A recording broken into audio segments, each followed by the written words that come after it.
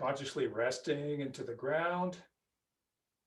So it's okay to start with a little bit of slumping to emphasize, exaggerate the sinking, the hanging out, the letting go, the releasing, the giving it all over to the ground. You can emphasize that. And then start to clean up the alignment, the posture from the ground up. Let the ground force inform basically the bones, skeletal structure. I often think of the imagery I get, you know, those collapsible canes where they can be very compact and you just kind of shoot them out and they go, and then not only are they extended and long, they're very solid and stable. So that's often the imagery I have when I let the ground inform my structure. I let the ground pressure open, lengthen, and align my body and my skeletal structure. It's like, and so that's done for me. And more, there's a sense of that's done for, rather than me muscularly setting it. I let that upward pressure from the ground inform that shape and that verticality. So that exaggerated settling, informing the shape and structure from the ground up,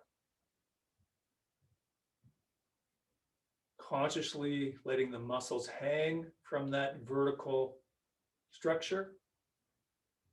So again, more release, consciously releasing the abdomen. And then details, getting to some of the details, like letting the lower back fill out, the yow, letting that fill out. And another very helpful detail and connection, it's a yin-yang pairing. The chest empties and fills the lower back. Chest fills the yow. So this is yin, emptying and sinking, and this becomes relatively to this becomes yang. It fills out towards getting straight and vertical, fills out. Now, I find this a very helpful and actually a very pleasant connection. And it may not be at first, it may be just an intellectual, mechanical thing at first, but eventually it can be a very nice organic connection. And rather than in a mechanical way, in an isolated way, pushing the lower back out, that's better than having it tight and concave. Doing it mechanically is better than having this, just like mechanically dropping your chin is better than leaving this bent back here and kinked. A little bit better than mechanically dropping the chin, or a lot better actually, is when it happens energetically or spontaneously or organically, because you're allowing the back crown of the head to float up or be pulled up, and that rotates the skull, and that automatically drops the chin ever so slightly. So again, I don't do that. It's the energetic alignment or energetic connection, and that adjusts the mechanics for me. So that's a much more alive living process than mechanically doing it. It's literally an alive living process where it's changing because of intelligence, innate intelligence, energetic intelligence. But if I don't have that connection yet, if I don't have that sensitivity yet, if I don't have that awareness yet, mechanically dropping the chin is necessary. And at least I'm getting away from those bad compacted shapes and structure. And by the way, when we say dropping the chin just a little bit, dropping it an inch or bringing it in a little bit, it doesn't mean the chin is actually down. That actually is just correcting things so the jaw is basically parallel to the ground. So the chin actually comes more to straight and even to the ground. Depending on everybody's bone structure and shape, it might be slightly tiny bit below parallel to the ground or even and straight. But generally, the general statement is it really just comes to parallel. It'll feel like it's tipping down a little bit because most people have it up a tiny bit or a lot, and these muscles are shortened. So of course, coming here, making a parallel will feel like it's dropped. But the same sort of analogy where it's, if I need to mechanically press that out, muscularly get that a little closer to being straight, then that's better than being compacted and short and tight here. But a living connection and a living relationship is when I empty the chest, I make the, using intention, I make the intentional connection. Emptying the chest fills the lower back. And let's actually contrast that. Again, contrasting or ebbing and flowing between two different states makes things more clear and more obvious. So let's actually play with that a little bit and contrast that. Where let's have, again, in the interests of contrast and education, let's do the military standing pose, or kind of the normal standing pose, where the chest is out and this is concave and this is caved in. So the chest is yang, and this is yin, in, caved in, tight. Yang, out, outwardly, long. So feel that, get into that. Chest is yang, the yao, lower back, sacrum is yin. Now we're going to change that. So hopefully you're into that for a moment, because we need to feel that, experience that, so we can compare and contrast. Empty the chest. Now, again, we know that we don't want the chest to become depressed. We don't want it to become caved in and depressed, but we want it to empty from all this stuff. So that basically the chest and the front of the rib cage, the sternum, breastbone become pretty much straight and flat. We've talked about before, if water drops could just run straight down unimpeded. If we're like this, they have to go over the hill. If you're caved in, the water drop speeds up as it goes through the concave, speeds up. If we're nice and straight, it just, the water drop falls down just naturally, straight down, just like water dripping down the pane of glass. So going from here, filled and curved, empty the chest to fill this area. So they're directly connected.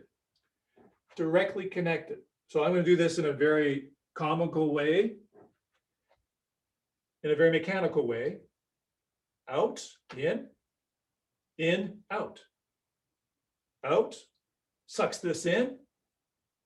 Empty this, pushes this out. Push this in, sends this out. Empty this, sends this out. So see if you can find a connection. And at first, an intellectual connection, a mechanical connection is fine. But eventually, it'll be just energetic and intentional. A real connection, directly connected, directly relating to each other. We'll contrast that a few times. Out and in, empty the chest. Not just emptying the chest to fill the lower back. I would like you to try to feel the cause and effect. Cause and effect. So with all this tension up here, pushing out, puffed out, super yang, let that empty or simply become neutral. Let this become more flat and neutral, but try to connect it directly, millimeter by millimeter, millisecond by millisecond. As you empty this or allow it to come back to neutral, have that fill this out. It's like pouring water or pouring something. As you empty this, it fills this. It would be good to actually place a hand here and a hand here, the back of your hand here, palm here. So this is filled, this is empty. As you empty the chest, pour it directly into the lower back until the lower back becomes more and more filled or close to straight, and the chest becomes more and more empty or closer to just straight and vertical and neutral. And then go back the other way. Send the lower back in in to fill the chest. And notice what that does to the breathing. That brought my breathing right up here and almost froze the breathing. And then I pour the chest into the yow. I pour the chest into the lower back. And then I push the lower back up into the chest.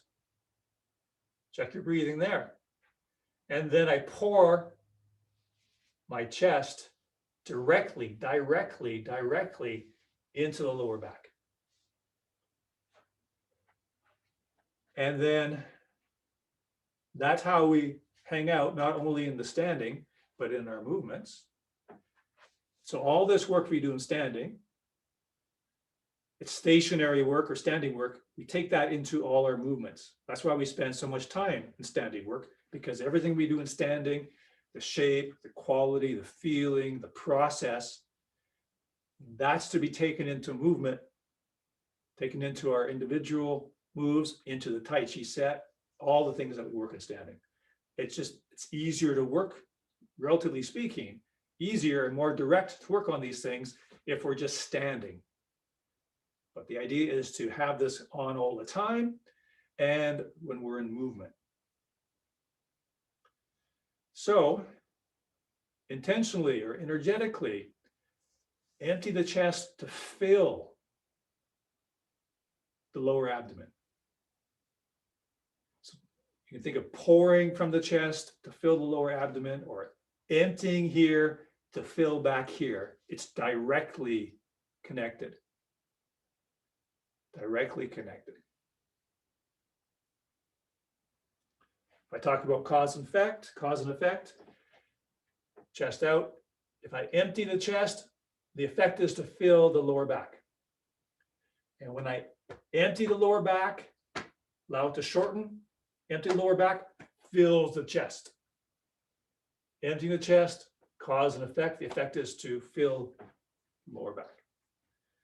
And see how well you can maintain that, where this is empty and this is filled.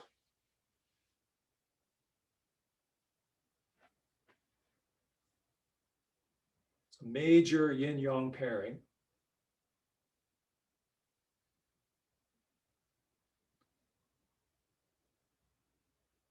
And then once you have that filled here, emptied and filled here, and you have the basic shape, you're close to a good shape, try to release all the muscular activity and tension that's going to be there because we were doing stuff, and this might be a little bit new in terms of how close you are approaching this shape. Maybe you got into this shape more than before, further towards this proper shape than ever before because of the activity we did. So there's going to be ensuing tension and tightness, kind of holding on. So once you're in that shape, making that shape by emptying the chest to fill the lower back, check for any undue tension and efforting anywhere and everywhere in the body, but in particular in the legs and hips that maybe are holding on. So how well can you hang out in this shape, in this position? How well can you release and just hang with this shape, including emptying the legs?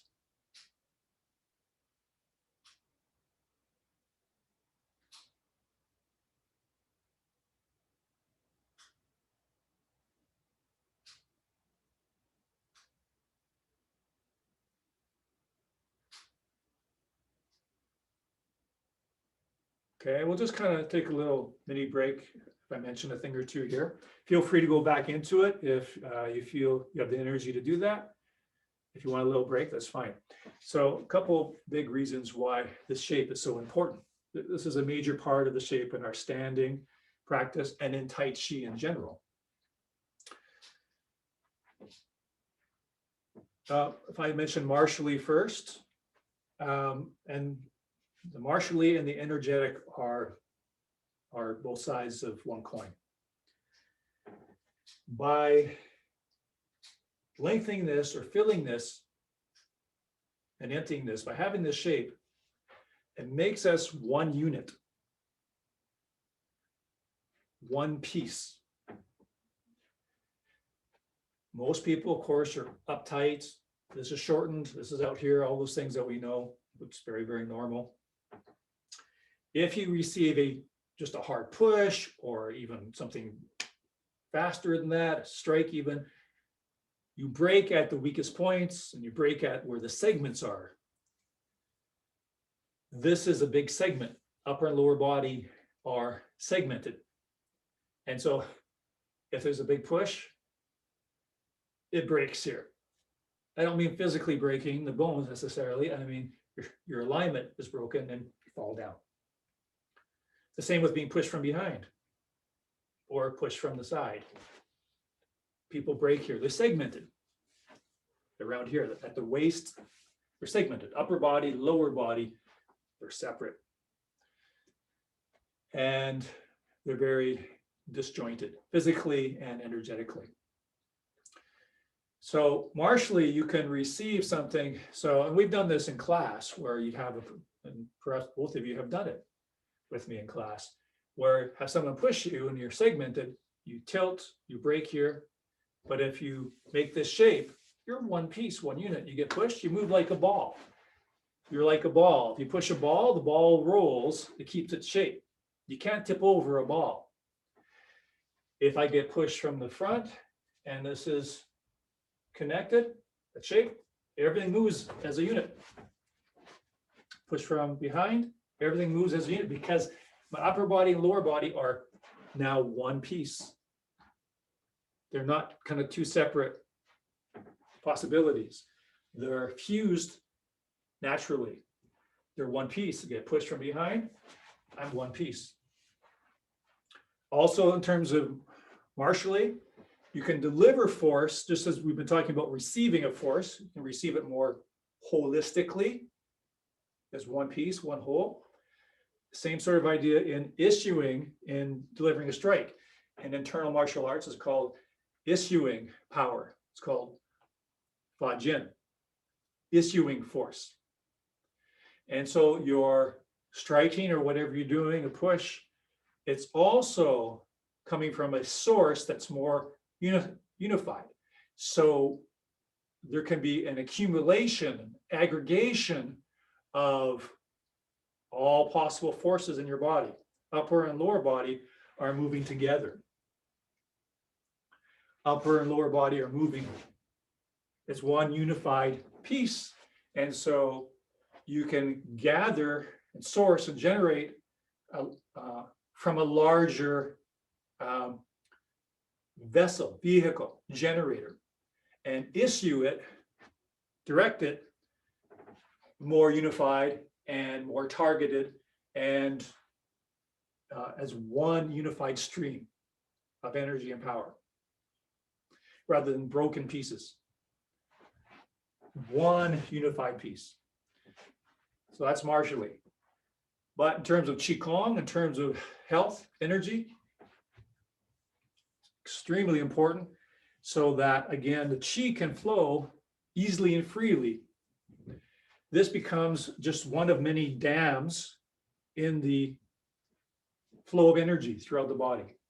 Of course, we know the basic underlying principle of health is the free, even, unobstructed flow of Qi. And of course, we have tension in a lot of places. So this is a major junction where things get stuck, stopped. So in terms of having the energy flow freely through the upper and lower body and have it go spontaneously, this shape is much more conducive to that. So we're again developing the shape of an empty vessel. Empty vessel relates much more to just the shape. It's the internal quality as well. The porousness, the emptiness, openness, refinement of the tissues. But just in terms of shape, this is a better vessel for Qi flow. And as these tissues start to open, release, and elongate, and these tissues start to soften and release instead of being tight, the Qi flow can just be more universally open, flowing. So see if you can come back into that And if you need to mechanically, shorten this and tighten this to push that out, the military pose, again, contrast is very, very good tool. Then empty the chest to fill the lower back. And remind yourself to release the abdomen. Now let's come into a basic hold the ball position, basic bow stance, weight slightly in the back leg. Take a moment to hang out and consciously fill that lower back. So that's another, I'll say another tool to actively get the shape you want and to work that area. It's filling the lower back, filling the lower back. And even better, filling it by emptying the chest, because then you get the chest right as well. So see if you take a moment to get that shape, even if you have to exaggerate it first. Okay, this is out, this is in. Now I'm going to empty this to push out the lower back, to fill the lower back. And then try to hang out with that shape, which takes legs down here, good legs, but then try to release the legs as much as possible as well. And move with that shape. You might find one of the things is that it helps keep you more vertical, that it becomes more obvious to you that if you're leaning forward a little bit, because this is broken now. This relationship between the chest and the lower back is broken. I can't really feel the lower back. I can't feel it by emptying the chest. When I'm like this, it's much harder to do that. And that hanging shape is totally broken. And so these little errors become more obvious, and a red flag goes up in our awareness that I don't have this feeling anymore. Another reason why we spend so much working in the standing posture is so we start to get to know the feeling. For example, what we're talking about today, there's a feeling to this, a body feeling, eventually an energetic feeling. So when we leave that feeling, we do something that, that feeling's not there, that sensation of the shape is no longer there. It's like a big, loud horn in our awareness. And so it's a drastic going against the proper feeling, proper rules, and we're able to correct more quickly, sooner. So hang out, get that shape. Now you may notice that maybe that's giving more work to the legs. If you are noticing that the leg or legs are working even harder than what you noticed before, that's a very good sign. That means there's more of a dropping, there's more of a hanging, there's more of a releasing down. And that touches upon another very important thing that maybe we'll focus on again in another class, which is the sinking of chi. As long as we're holding in, holding up, and just tension in general, that cages the chi, that imprisons or freezes the chi stuck up here. Huge part of Tai Chi and Qigong is sinking the chi, so we can cultivate a large, full reservoir of life energy and fill the dantian. And if we're tense and we're up, it never gets a chance to sink. So sinking chi is a huge, major component of what we're always wanting to cultivate. And so as you hang here and develop these strong legs so you can hold yourself up, but still be open and empty and relaxed in the legs, empty and open the legs allows the chi to sink.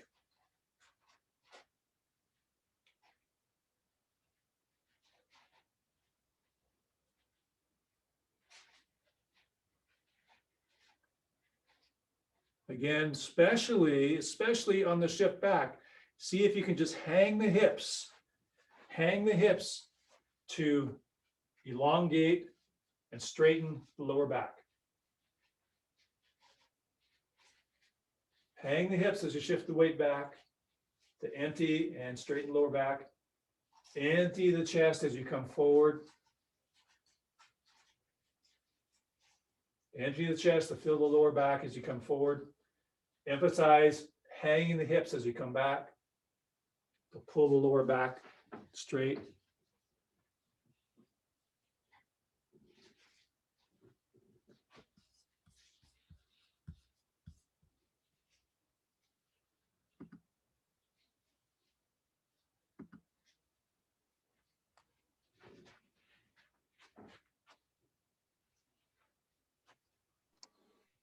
Try some brush knee movement.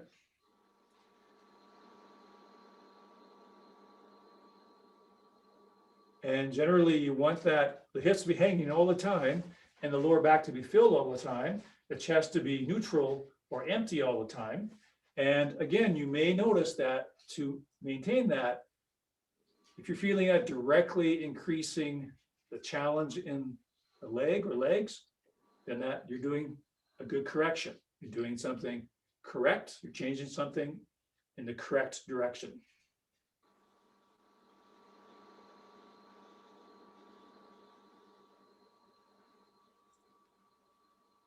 Now, I'd like to add another element, component to this.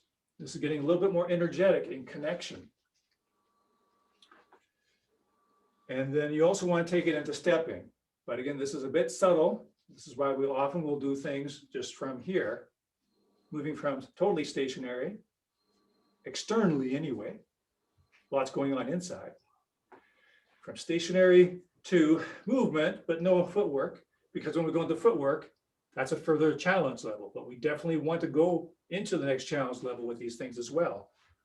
If not here in class, on our own, to take this into the next level of challenge, and notice when we lose it and see what we can get back.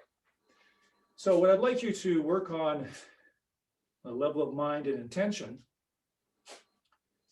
is emphasizing this hanging of the hips, hanging and opening, hanging and lengthening the lower back. And so when you're back here, do an extra hang to move your arms, to cause the arms to move, and of course the weight shift as well. But I want to get away from an unconscious thing where maybe we're shifting the weight and we're working on these things fairly well, but I'm moving my arms because, well, I'm doing, parting horse's mane now, or I'm doing circling T. So my arms are kind of moving mechanically. So let's refine that. It is the dropping, hanging of your hips and the increasing lengthening of your lower back that actually moves your arms. So that free fall there, the free fall back there moves the arms.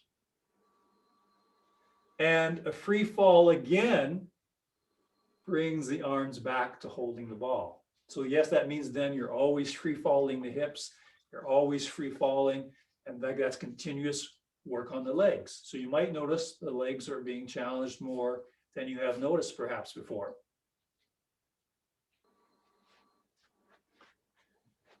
Free fall of the hips and the opening, lengthening, releasing of the lower back is what actually is driving your arms, just like gears that are connected. That lengthening, opening lower back is what's moving my arms. My arms are not doing it. And that has a very wu-wei feeling, in the arms, a very soft, pleasant feeling in the arms. And hanging of the hips again, or further, continuing, is what brings the arms back to what we call holding the ball position. My arms do not have to do it at all. So one of the things that I notice, for example, it really allows my shoulder joints to soften and open because I'm not doing a contractual thing. It allows even more opening and softening in those shoulder joints.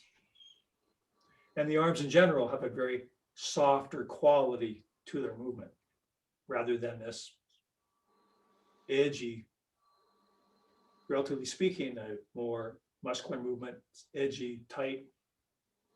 It's now more soft.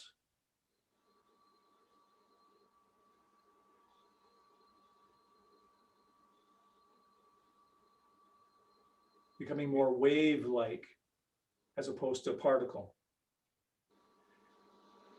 Because parting horse's mane is one of the simplest moves, if you're ready for a challenge, the different shape and slightly different movement, here's brush knee. hanging the hips, dropping the hips, hanging the lower back is what sends the arms. Hanging the lower back again is what swings the arms. Continuous releasing and opening. You feel it in the legs, that's a good thing.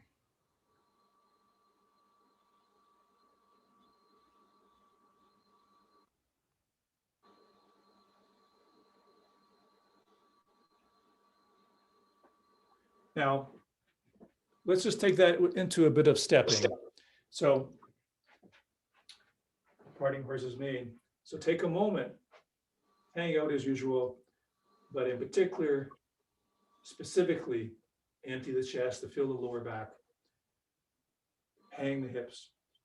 And then before you start moving, get the hanging of the hips further. The hanging of the lower back is what moves you forward and moves your arms. And notice what you lose when you are moving, especially when you're standing and stepping. And then you can slow down, even stop if you need to get as much back of those feelings and qualities as you need to. So feel free to use a balance step to hang those hips further, to continue to open the lower back. It should be very intense. If you find it very intensive mentally and physically, that's very correct. Then that means you're doing some really good work. And you're not only forging new pathways in the brain, you definitely are, but you're also forging new pathways in the mind-body connection. You're changing the state of the tissues. And that's a big reconstruction job that's happening. That's the cultivation we talk about. It's a major construction project. It's a major reconstruction job. And so that's why it feels very intensive mentally and physically. You might do just a few steps and you need to take a little break. That's a good sign. That's indication that you're doing the internal work. You're doing the internal changing, reconstruction. Reconstructing, changing the tissues, changing the body's state and habits, and developing the ting. That's a big part of the exhaustion, is sinking the mind deeper and deeper, finer and finer into the body, into the tissues. That's a huge part of the forging work, the work that's involved. And again, that can be very, very intensive in a person's experience, sinking the mind more finely and more deeply into the tissues of the body.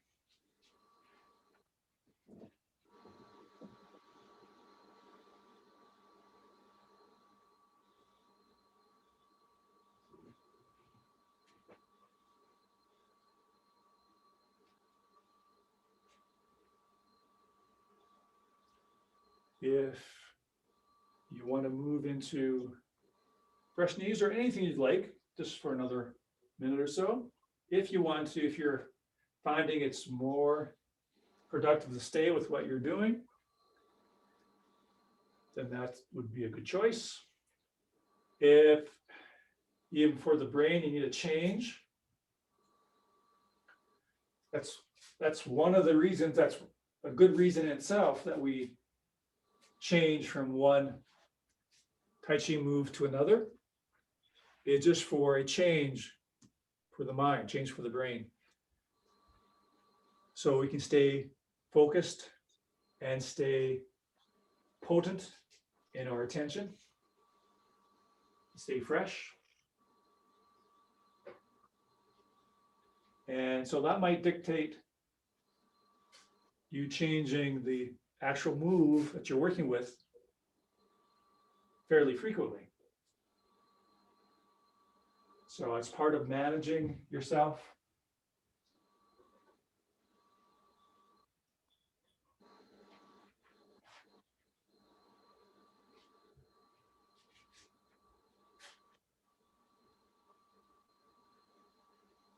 Clown hands can be a good one to work with, because in that parallel step, that light horse stance, it can be easier to hang the hips, feel the lower back,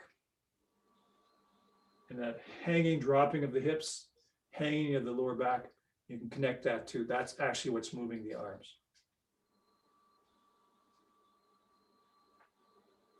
It's got a very releasing quality feeling, a letting go, a releasing, hanging, letting go quality.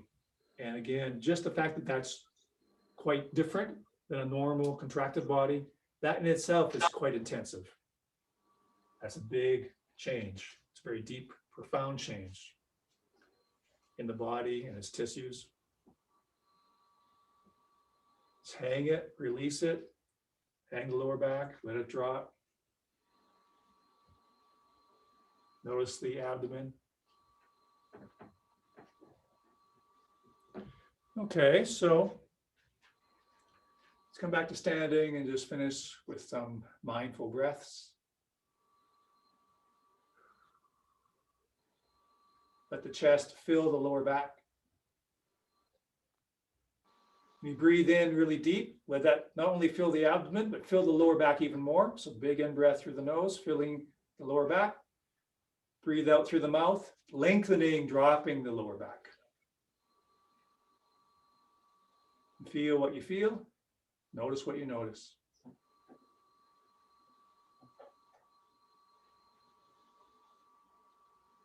Thank you.